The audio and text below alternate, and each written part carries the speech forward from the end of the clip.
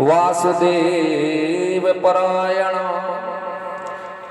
अघम ध्रुवन्ति कर्तश्चेन निहारमिव भास्करम्। जिस तरह से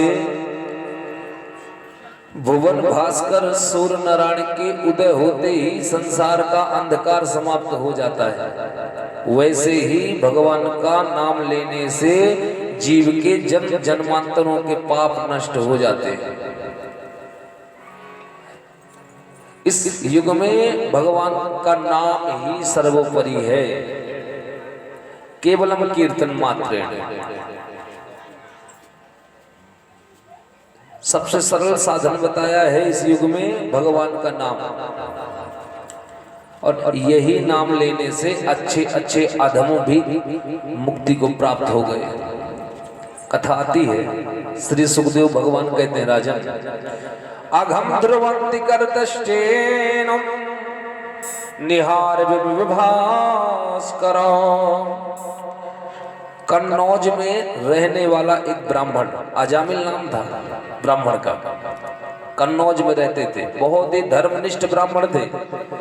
पूरे गांव में उनकी पंडिताई थी, ये पुरोहिती। सुंदर सुशील पत्नी भी थी, बच्चे भी थे। किंतु महाराज एक दिन ऐसे कुसंग के चक्कर में पड़े। एक दिन अजामिल समिधा लेने गए। रास्ते में एक गड़िका को, एक वेश्या को किसी पुरुष के साथ रत देखा। अजामिल ब्राह्मण का मन मलिन हो गया महाराज। अजामिल के मन में ये भाव आ गया कि इसके साथ मुझे रहना है। इतने सुंदर ब्राह्मण, धर्मनिष्ठ ब्राह्मण, आज विवेक बुद्धि भ्रष्ट हो गई। हर व्यक्ति में दो प्रकार की बुद्धि होती है। हमने बताया है दो प्रकार की बुद्धि, लिखा है शास्त्रों में, एक सत बुद्धि, एक असत बुद्धि। हमारा जो ये शरीर है, इनमें 10 इंद्रियां होती हैं, 5 ज्ञान इंद्रियां और 5 कर्म इंद्रियां होती हैं महाराज। और इन 10 इंद्रियों को चलाने वाला अकेला मन होता है। इन 10 इंद्रियों को कौन चलाता है? मन। जहां चाहे सो ये 10 इंद्रियां जाती हैं। और ये मन बहुत ही विचित्र होता है, बहुत चंचल। 2 मिनट में कहो दिल्ली पहुंच जाए, ऐसा ये मन होता है। ये मन हमारा बहुत ही चंचल होता है।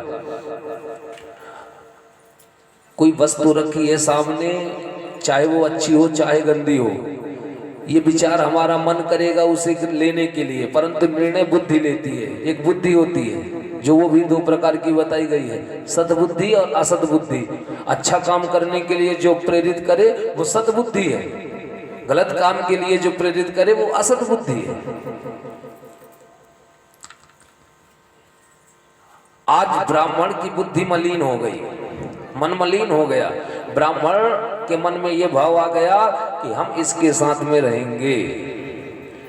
और ब्राह्मण एक दिन उसे लेकर के लालच दिया धन का। बोले हम तुम्हें अपने साथ में रखना चाहते हैं। उस स्त्री ने कहा, उस गड़िका ने, बोले महाराज मैं आपकी योग्य नहीं हूं, मैं कुलीन हूं, आपकी योग्य नहीं हूं, मुझसे दूर रहिए। महाराज इतने मोहित हो चुके थे उस स्त्री के ऊपर। महाराज ने कहा चाहे जो हो जाए, गृहस्थी बेचना पड़े, पर हम रहेंगे तो तेरे साथ।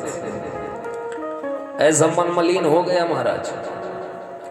आज गड़िका ने कहा ठीक है, पर एक शर्त है, जब तक आप हमें धन ला करके दोगे तब तक हम तुम्हारे साथ में रहेंगे। अजामिल ने इस शर्त को स्वीकार कर लिया। क्यों? क्योंकि गड़िका का एक ही धर्म होता है, धन। उनका कोई धर्म नहीं होता, पैसा से मतलब है। जब तक पैसा आपके पास है तब तक वो भी आपके पास। उनका कोई धर्म नहीं होता, पैसे से मतलब होता है। आज